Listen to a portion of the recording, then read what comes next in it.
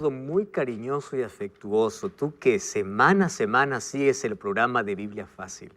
Cuánto me alegra recibir tus comentarios, tus apreciaciones, tus historias, tus experiencias, tus pedidos. Aquí nosotros oramos por ti.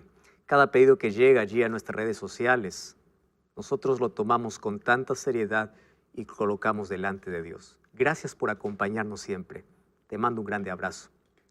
Gracias también porque estás allí con la familia, con Biblia en mano, listo para el estudio de hoy. Y hoy quiero comentarte que aquí estoy con mis amigos con quien comparto esta temporada y hoy vamos a hablar sobre el capítulo 9 del libro de Daniel. El tema de hoy será las 2300 tardes y mañanas, la segunda parte. ¿Recuerdas que en el capítulo anterior solamente comprendimos un pedacito, un tiempo muy corto de los 2300 años? Hoy queremos comprender la profecía completa. ¿Estás preparado? Hoy vamos a hablar acerca de la segunda parte de Daniel capítulo 8, o la pregunta que se hizo allí, ¿hasta cuándo durará todo esto, verdad? Toda esta persecución contra Dios, contra el pueblo de Dios. Entonces, vamos a hacer un brevísimo repaso de lo que hemos visto nosotros hasta acá. Capítulo 2, capítulo 7 y capítulo 8 de Daniel tienen todos los elementos en común para que vean cómo la verdad se va ampliando. En el capítulo 2, Babilonia es representada por oro, ¿verdad? En el capítulo 7, por un león. En el capítulo 2 vemos allí a Medo-Persia, que aparece en el capítulo 2 como plata, en el capítulo 7 como oso y en el capítulo 8 como un carnero, bajo tres imágenes diferentes. Nosotros también vamos a encontrar, por ejemplo, en el capítulo 2 que Grecia es representado por el bronce, en el capítulo 7 como un leopardo y en el capítulo 8 como un macho cabrío. Roma, en el capítulo 2, es simbolizado por el hierro, en el capítulo 7 como una bestia terrible y en capítulo 8 como la Roma imperial o como el cuerno pequeño. Allí en el capítulo 2 encontramos que en nuestros días estamos en los pies de la estatua, ¿verdad? Sería arcilla o barro con hierro, según el capítulo 2. Según el capítulo 7, en nuestros días, ¿qué se estaría viviendo? El juicio divino, y ahí es colocado el cuerno pequeño, en el tiempo del fin. En el capítulo 8 vamos a ver que el santuario sería purificado en nuestros días bajo aquí en la tierra estaría actuando un poder como Roma papal. Si nosotros vemos los elementos que se repiten y en cada uno de ellos hay un detalle más, como para que no quede duda. Solo que lo que me encanta de todo el libro, ¿saben qué cosa es? Que tanto el capítulo 2, 7 y 8 siempre termina con una promesa. ¿Cuál es la promesa? El reino es dado a los santos. El final de los imperios, el reino de Dios. El final de las 4 bestias, recuerdan que hubo un juicio y después el reino fue dado a los santos. En el capítulo 8, después que el santuario sea purificado, ¿quién va a venir? Cristo. Es decir, todas terminan ¿en qué? En la segunda venida. Ese es el tema del libro. Ahora fíjense otra cosa. Allí nosotros encontramos en 1450 que el santuario allí fue construido en el Sinaí. Este santuario terrenal lleno de sacrificios llegó a su fin ¿cuándo? En el Calvario, cuando Cristo murió. ¿Cuándo murió? En el año 31. Cuando Jesús fue al cielo, entonces Cristo ofició el continuo. ¿Recuerdan el continuo sacrificio aquí? Ahora Cristo llegó a ser nuestro sumo sacerdote. Mientras Cristo era nuestro sumo sacerdote, ¿qué estaba sucediendo en la tierra? Los 1260 años de persecución, hasta el tiempo del fin. ¿Por qué el tiempo del fin? Porque ahora Cristo pasaría a ser nuestro sumo sacerdote. ¿Se acuerdan del santuario terrenal? Entonces Cristo también haría estas dos funciones, de sacerdote y de sumo sacerdote. Ahí todavía no hemos llegado. Ahí tenemos que comprender la profecía. ¿En qué momento Jesús es sumo sacerdote? ¿Y por qué decimos que es sumo sacerdote? Porque así como en la tierra, en el cielo, ¿qué cosa ocurriría? Una purificación. Porque dice, hasta 2300 tardes y mañanas, el santuario será purificado. Muy bien. Entonces ahí viene la pregunta ante todo lo que hace el cuerno pequeño: ¿hasta cuándo ocurrirá esto? Y la respuesta es: hasta 2300 tardes y mañanas el santuario será purificado, según Daniel capítulo 8, versículo 14. El capítulo 9 llega al punto más excelso. ¿Saben por qué? Porque aquí se revela Daniel, el Mesías. Miren, en el capítulo 7, Jesús es el rey del universo. En el capítulo 8, Jesús es el pontífice o sumo sacerdote. Y en el capítulo 9, Jesús es presentado como ¿qué? Como sacrificio. ¿Ustedes se dieron cuenta cómo va descendiendo en lugar de ascender? ¿Cómo comienza presentando a Jesús? Como el rey. Luego, ¿como qué? Como un sumo sacerdote. Y termina como ¿qué? Como sacrificio. ¿Recuerdan lo que dice Filipenses capítulo 2? El rey del universo se humilló. Aquí está también esa secuencia. Ahora, fíjense lo que ocurre. Allí encontramos en Daniel que Daniel hizo una oración. En esa oración él reconoce su condición, él pide misericordia, él tiene un pedido específico para Dios, que Dios pueda actuar. ¿Para qué? ¿En qué tenía que actuar? Porque según la profecía, solo 70 años deberían ellos estar esclavos.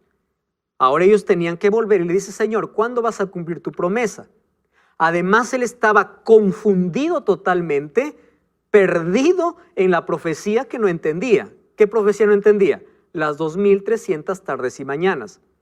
Y cuando él escuchó que el santuario sería purificado, ¿saben lo que Daniel entendió? Dice, Jerusalén va a ser construida. Y allí nuevamente vamos a celebrar nuestros sacrificios. El ángel le dice: espera, esto no es para tus días. ¿Para cuándo sería? Para el tiempo del fin. Ahora, ¿qué cosa ocurre? Allí Dios le muestra a través del ángel cómo sería el asunto de los 2300 tardes y mañanas. Les recuerdo que esta es la segunda parte. La primera parte ya vimos. Ahora solamente un repaso breve. Le dice a Daniel: 70 semanas están determinadas para tu pueblo. Es decir, de las 2300, 70 es para el pueblo judío. 70 por 7 nos da 490. Si nosotros aplicamos el principio de día por año, serían 490 años. Solo que esas 70 semanas están divididos en 3 periodos, según Daniel capítulo 9, versículo 24 hasta el versículo 27. Una semana, ¿para qué? Para que se termine de reconstruir los muros de Jerusalén. 62 semanas dice para que fuese ungido el príncipe. Cuando habla de ungimiento, ¿de qué está hablando? Del bautismo de Jesús. Ahora, escuchen una cosa. ¿Por qué Jesús tendría que ser ungido? Porque no podría ejercer su sacerdocio sin antes haber recibido un ungimiento a la vista humana, porque Él es Dios, Él puede hacer lo que quiere, ¿verdad? Pero para que pueda quedar claro a los seres humanos que así como en la tierra ocurría un sacrificio, una expiación, así también en el cielo, Él decidió que parte de la profecía dijera hasta el ungimiento del Mesías, que se refería ¿a qué? A su bautismo. Ahora, cuando Jesús se bautiza, estaría dando inicio a la última semana de oportunidad para el pueblo judío. Una semana, ¿cuánto equivale? A 7 años. Y por eso es que la profecía dice, en esa última semana, desde el ungimiento de Cristo, que fue el año 27, a la mitad de semana haría cesar el sacrificio. Quiere decir que en el año 31 Jesús moriría. Porque 27 más 7, ¿cuánto nos da? 34. Si nosotros ponemos 3 años y medio a cada lado, nos da que en el año 31 se cumpliría la mitad de semana. Esta es una profecía totalmente mesiánica. Aquí encontramos el cuadro, 7 semanas, 62 semanas, y la última semana se refería al ministerio de Cristo aquí en la tierra, aún a favor del pueblo judío. Ahora, todo comienza con su bautismo. Ahora vamos a tomar la última semana que dice Daniel capítulo 9, versículo 27. En la última semana, fíjense lo que ocurre. En el bautismo de Cristo, Jesús es ungido como sacerdote Y en ese bautismo, Él ratifica también su entrega voluntaria. Es por eso que allí cuando terminó de bautizarse, ¿recuerdan lo que apareció? Una paloma y una voz en el cielo que decía, este es mi Hijo amado. ¿Qué cosa estaba confirmando Jesús allí en el bautismo? Que Él había venido a cumplir una misión. Ahora, fíjense lo que sucede. Dios es puntual y exacto. Ya lo dijimos eso aquí. Gálatas 4:4 dice que Él vino en el tiempo exacto. Ustedes saben que la muerte de Jesús estaba establecida desde antes de esta profecía. Miren, cuando Dios le pide a Moisés que puedan hacer la Pascua, ¿recuerdan la fiesta de la Pascua? ¿Qué era la Pascua? Era la fiesta donde ellos recordaban su liberación, ¿verdad? Una fiesta importante. Solo que antes de la celebración de la Pascua, Dios le dice así, el día 14 de Nisán, ustedes van a sacrificar un cordero. Ustedes se acuerdan que cuando Israel salió de Egipto, ellos tenían que manchar sus puertas con sangre. Eso está en el libro de Éxodo, en el día de la liberación. ¿Cuándo ocurrió? El día 14. Y después de eso, celebrarían la Pascua. La fiesta de la Pascua duraba 7 días.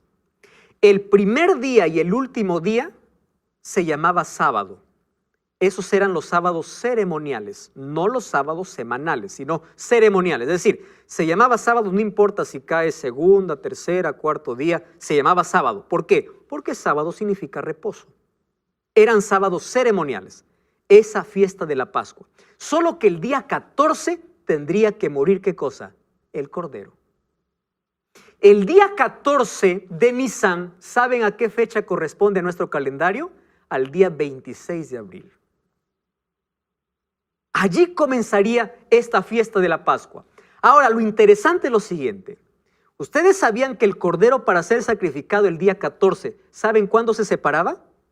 El día 10. Ahora, presten atención. Cuando Jesús entró a Jerusalén, días antes de morir, ¿recuerdan cuando entró en un asno y todos quisieron proclamarle rey? ¿Saben cuándo Jesús entró? Justo el día que se escogía el cordero. Pero nadie de ellos se dio cuenta. El mismo día que se escogió el cordero, Jesús entró allí a Jerusalén. ¿Y saben cuándo murió Jesús? Justo el día de la Pascua. Cumpliendo exactamente todo lo que el pueblo de Israel había practicado por tantos años. Jesús sabía que su hora había llegado. Antes de la fiesta de la Pascua, Él comió con sus discípulos en la noche que amanecía al día en que era muerto el Cordero Pascual. Es decir, ¿qué cosa hizo Jesús con sus discípulos? La última cena. Eso se llama la Cena del Señor. Allí Jesús instituiría la Cena del Señor, iba a reemplazar a la Pascua. Es decir, no más tendríamos fiesta de Pascua, pero sí Cena del Señor. Ahora, fíjense lo que ocurre. Esa misma noche Jesús fue aprisionado y fue crucificado. ¿Cuándo? El día viernes 14 de Nisán. ¿Qué día moría el Cordero? 14.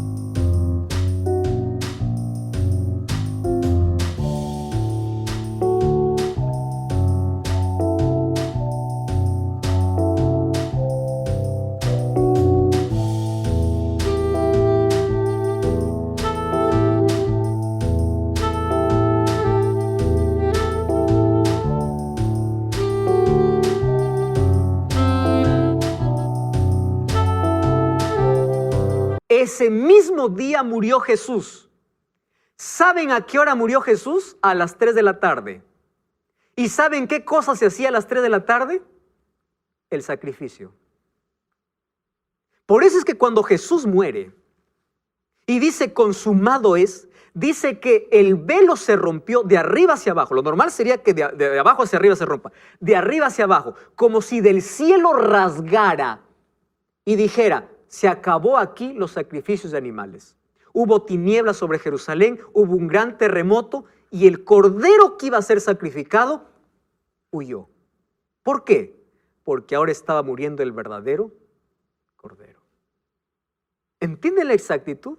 El mismo día que el cordero se sacrificaba, Jesús murió a la misma hora. Ahora fíjense,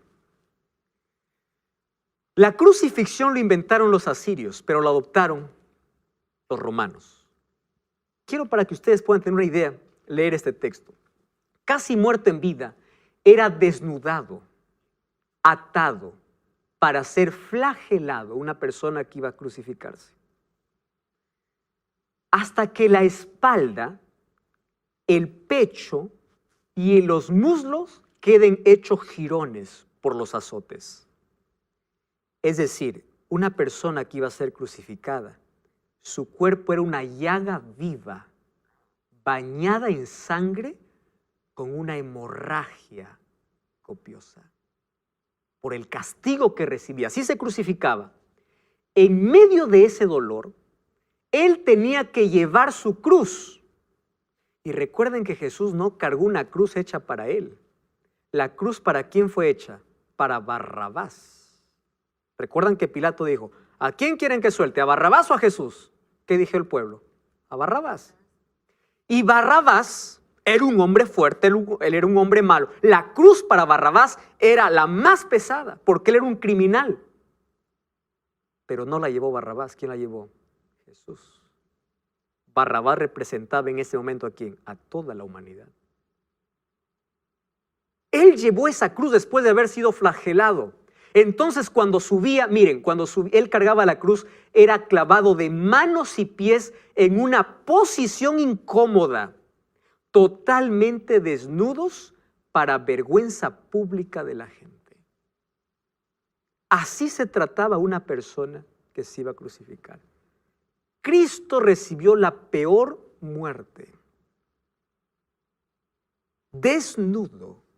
Ahora fíjense, la gente, los que eran crucificados no morían por los clavos. ¿Saben de qué morían? De asfixia. ¿Por qué? Cada vez se debilitaban más y terminaban exhaustos sin poder respirar, sin que nadie les auxilie. Ustedes saben que todo esto estaba ya descrito por el profeta Isaías en Isaías capítulo 53. ¿Qué decía? Como cordero fue llevado al matadero y no abrió su boca. Sobre él fue nuestro pecado. Él llevó nuestra culpa. Nosotros merecíamos morir, pero él sufrió por nosotros. Con la muerte más cruel. Filipenses 2, 6, 8 dice, él no estimó siendo Dios. Siendo Dios, dejó la gloria del cielo para hacerse hombre por amor. ¿Cómo seremos capaces de ignorar y rechazar un amor como este? Cuando Jesús dice consumado es, ¿qué cosa estaba diciendo? Pagué la salvación del hombre. Aquí acabó el sistema de sacrificios. Y el libro de Marcos capítulo 15 versículo 37, allí dice que el velo del templo se rasgó. Quiere decir, aquí murió el verdadero cordero, en el mismo día y a la misma hora. Es decir, Jesús murió un 26 de abril del año 31. Ese mismo día. Ahora Semana Santa se celebra en cualquier otra fecha próxima, pero ese es el día de la Pascua, ese es el día donde sacrificaban el cordero, ese día Jesús murió. Daniel 7 me presenta a Jesús en el juicio actuando a favor de su pueblo. El mundo y el cuerno pequeño estaba en guerra contra Dios, pero ahí me presenta que Jesús es el Rey eterno. Daniel 8 me presenta a Jesús como sacerdote y Daniel 9 Jesús como sacrificio, un rey que se humilló. Ustedes saben que el preterismo y el futurismo pisotea el sacrificio de Cristo. ¿Saben por qué? Quieren tomar la semana del sacrificio de Cristo y mandarlo al final de los tiempos. ¿Para qué? Para quitar el sacrificio de Jesús. Ahora, 70 semanas están determinadas para tu pueblo. Las 70 semanas entonces comienzan en el año 457 y va hasta el año 34. ¿Por qué hago tanto énfasis en la última semana? Porque esta semana es de nuestra redención.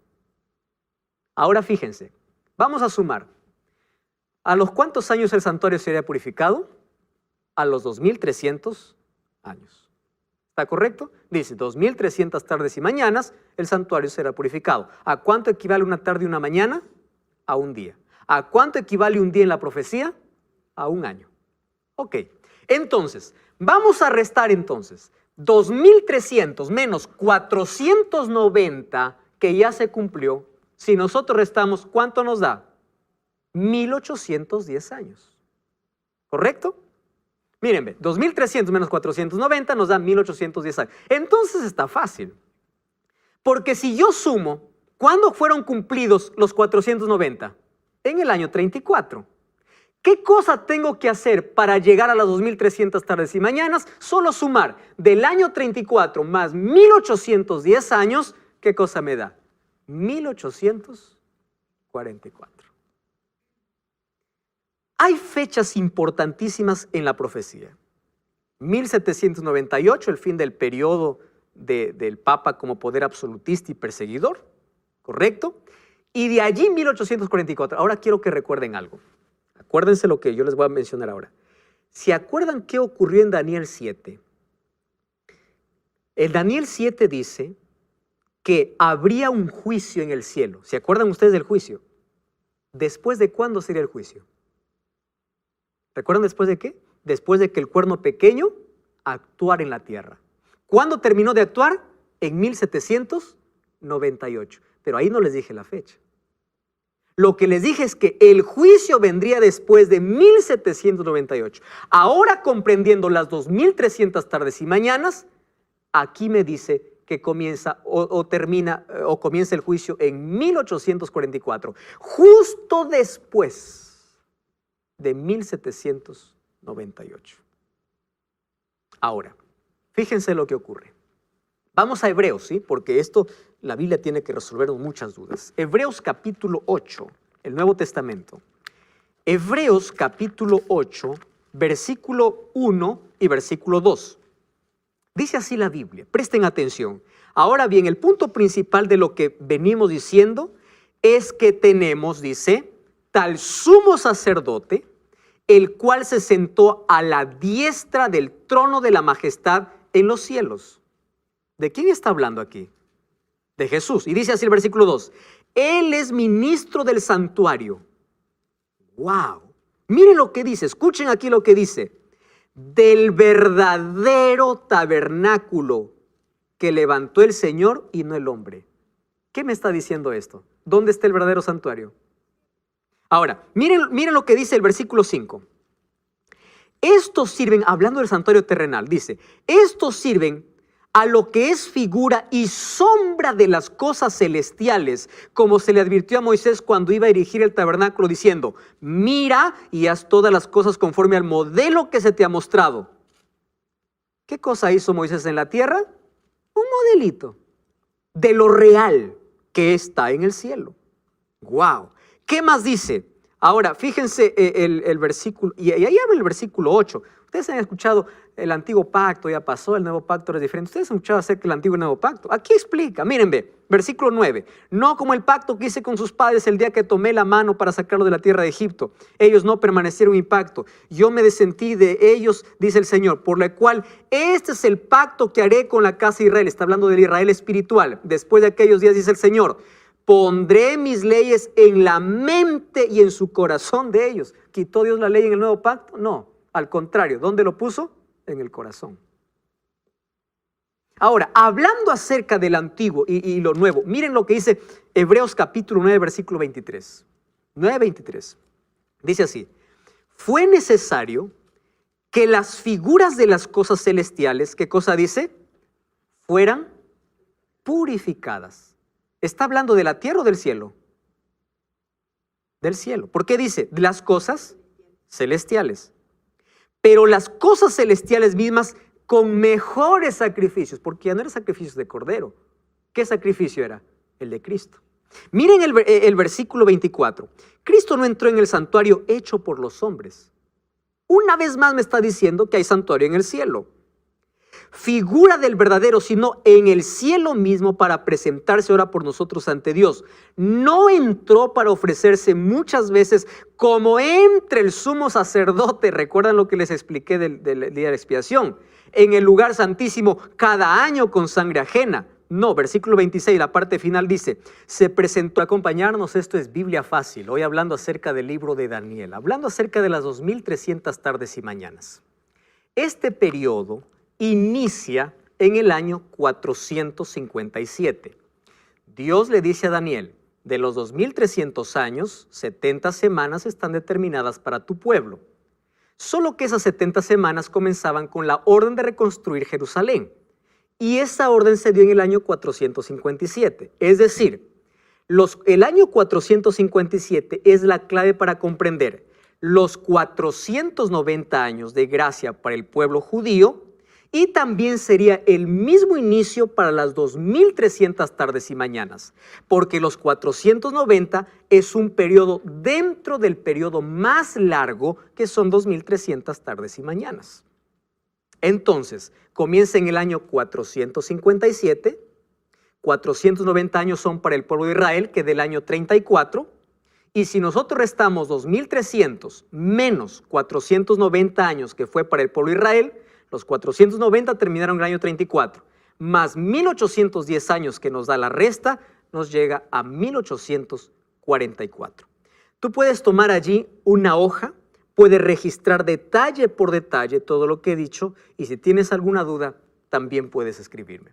Entonces, nosotros sabemos que en el cielo hay un santuario celestial, ¿correcto? Ahora, ¿por qué sería purificado si ahí no hay pecado?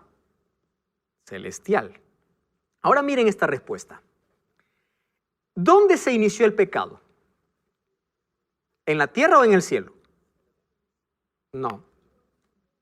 En el cielo. ¿Dónde estuvo Lucifer? En el cielo. ¿Dónde ocurrió la rebelión? En el cielo. A la tierra se trasladó porque ya había un tentador. Quiere decir que el pecado ya existía. ¿Correcto? Cuando Adán y Eva desobedecen, no es que el pecado nació en ellos. Ellos ya fueron tentados porque el mal ya existía. Muy bien. Se inició con Lucifer expulsado del cielo. Lo que necesita ser purificado son los registros de pecado. Aquí viene la aclaración. En el santuario terrenal, el pecador traía ofrenda, sangre y entraba al santuario. Al ingresar la sangre al santuario, ¿qué cosa estaba pasando al santuario? Un registro de pecado. Simbólico, ¿verdad? No es literal. Un registro de pecado. Una vez por año el santuario terrenal era purificado. ¿Por qué? Porque dentro del santuario, ¿qué cosa estaba simbólicamente? Los registros de pecado de todos los que venían a confesarse. Ahora, fíjense lo que ocurre. Lo que Jesús hace en el cielo, cuando dice el santuario será purificado, también es limpiar no el pecado en el cielo, sino los registros de pecado. Ustedes recuerdan que en Daniel 7 nosotros vimos que el juicio ocurre para todos los cristianos, pero no todos los cristianos son cristianos de verdad. ¿Se acuerdan ustedes de eso? Es decir, que dentro del santuario habían registros de aquellos que decían ser, pero no son. Por eso ocurre el juicio. Y al sacar aquellos nombres, ¿qué cosa ocurre? La purificación. Se está purificando. Entonces, las 2300 tardes y mañanas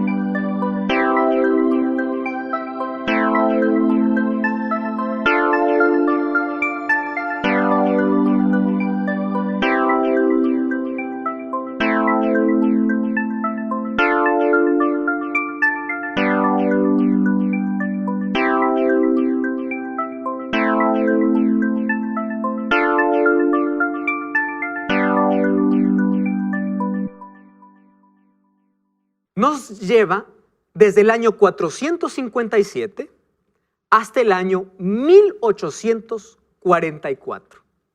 Comienza con la orden de Artajerjes, según Daniel 9:24, de los cuales 490 años o 70 semanas, que es lo mismo, son dados para el pueblo de Israel. Y desde el año 34, si nosotros sumamos lo que nos falta, nos llevaría hasta 1844. Ahora, ¿qué cosa ocurre en 1844? Recuerdan que yo ya les mencioné que la purificación del santuario, ¿cuándo se hacía? ¿Recuerdan ustedes? El 10º día del mes séptimo, en el calendario judío. ¿A cuánto equivalía esa fecha? A un 22 de octubre. ¿Era el juicio para el pueblo de Israel o era también la purificación del santuario? Ahora, cuando allí empezó un movimiento a hacer un estudio y encontró esta profecía, dice, hasta 2300 tardes y mañanas el santuario será purificado. ¡Wow! Ellos tuvieron otro pensamiento. ¿Qué pensamiento? Dijeron, santuario de Dios es la tierra. Cuando dice que el santuario purificado significa que la tierra será purificada. Cristo viene. Ellos empezaron a hacer los cálculos y dieron con el 22 de octubre de 1844 y se levantó un movimiento en todo el mundo que no tenía nombre. Se llamaba un movimiento que espera a Jesús. Porque el mensaje, ¿qué cosa era? Cristo viene el 22 de octubre de 1844. ¿Quién levantó este movimiento? Guillermo Miller. Vamos a Daniel capítulo 10, Apocalipsis capítulo 10. Apocalipsis capítulo 10. Miren la profecía, cómo se complementa entre Daniel y Apocalipsis. Ahí habla Juan acerca de una visión que él recibe. Vamos a leer el versículo 8. Ahí se encuentra con un ángel y el ángel le dice, Apocalipsis capítulo 10, versículo 8. Oí una voz del cielo que decía, ven, toma el librito que está abierto en la mano del ángel, que está un pie sobre el mar y otro sobre la tierra. Fui a donde el ángel diciendo que me diera el librito y me dijo, toma y cómelo. Te amargará el vientre, pero en tu boca será dulce como la miel. Tomé el librito de la mano del ángel, en mi boca era dulce como la miel, pero cuando lo comí, amargó. ¿A qué representaba este librito? A este mensaje tan lindo. Específicamente el mensaje de Daniel, porque cuando descubrieron que el santuario sería purificado, ellos dijeron, Cristo viene a la tierra, eso fue dulzura. La gente dejaba sus tierras, dejaba sus comodidades, dejaba sus sembríos. ¿Saben por qué? ¿Quién quiere perderse? Y desde el 20 de octubre, habían hombres y mujeres incluso vestidos de blanco. Aparece ahí un pastor que no paraba de bautizar porque todos querían ir al cielo. Miren, es por eso que Dios nunca dejó cuándo iba a venir. Porque la gente hubiese esperado el último momento para arrepentirse. Y la gente ya no iría al cielo por amor, sino por miedo a perderse. Nadie va a ir al cielo ni a empujones ni por miedo, sino porque realmente ama a Dios y quiere vivir con Él. Gente se amontonaba. Un pastor murió bautizando porque le dio neumonía. ¿Saben qué hizo su familia? No hizo duelo. ¿Para qué vamos a llorar si pasado va a resucitar? El movimiento era tan fuerte, el movimiento millerita, que el 22 de octubre nadie durmió, o el 21 de octubre nadie durmió. No iban a comer, todos estaban esperando, cantando. Jesús viene, Jesús viene. Pasó el 22 de octubre y Jesús no llegó. El librito dulce, ¿en qué se convierte? En amargo. ¿Cuál fue el problema de Guillermo Miller? En sí no fue Guillermo Miller, fue Samuel Snow, quien colocó la fecha haciendo los cálculos del calendario judío al calendario gregoriano. Y dijo, si nosotros comparamos la purificación del santuario terrenal y ahora está hablando de este otro santuario que será purificado, nos va a dar el 22 de octubre. Cuando pasó el 22 de octubre, todo ese movimiento que esperaba Jesús se dividió en 3 grupos. Primer grupo, ¿saben qué era? Eran aquellos que se renegaron y nunca más quisieron saber de Dios. Todo eso es una mentira. Segundo grupo, continuaron poniendo fechas. No, Jesús no vino aquí, pero viene, incluso hasta hoy hay gente que pone fechas, ¿no? Jesús viene tal año. Y nace un tercer grupo, la Iglesia Adventista del Séptimo Día. Como cumplimiento de una profecía. ¿Saben por qué? Ahora les voy a mostrar. En el cielo el santuario era purificado, pero Dios en la tierra, ¿qué cosa levantaría? Un pueblo.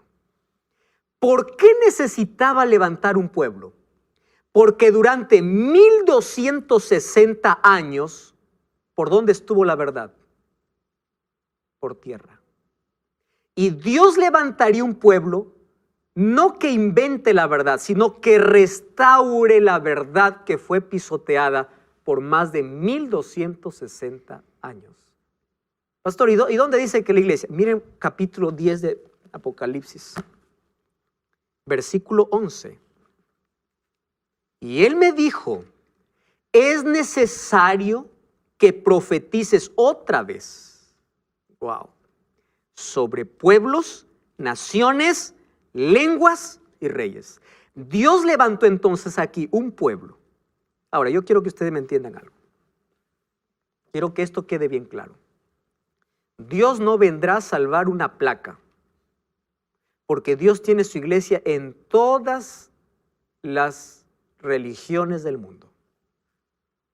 Pero finalmente habrán solo dos grupos. Nunca se olviden eso. Para nosotros pueden existir 34,000 religiones. Para Dios existen dos. Simple. Los que le obedecen y los que no. Los que le aman y los que no. Si tú empiezas a mirar a los miembros de una iglesia, estás perdido, porque no existe miembro perfecto. Pero si tú empiezas a mirar en qué cree la iglesia y si está de acuerdo a la Biblia, entonces con seguridad tú vas a entender por qué la iglesia adventista es un movimiento profético. Porque todas sus creencias tienen una base en la Biblia. ¿Sabes cuál fue el error de Guillermo Miller y todo el movimiento? Es que ellos comprendieron mal la profecía de los 2300 años.